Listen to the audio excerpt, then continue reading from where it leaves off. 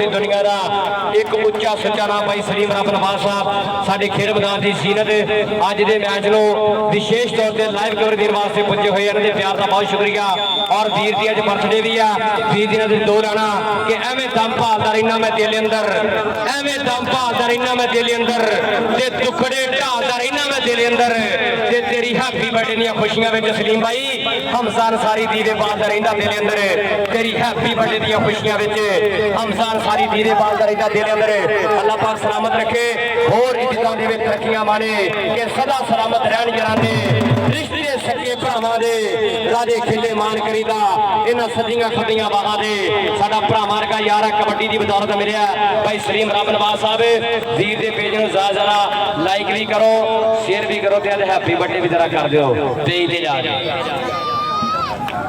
ਔਰ ਅੱਜ ਦੇ ਮੈਚ ਵੇਲੇ ਗੇਮ ਭਰਾ ਨੇ ਦੁਬਾਰਾ ਵੇਖ ਰਹੇ ਹੁਣ ਪੰਜਾਬੀ ਕਬੱਡੀ ਕਰਾ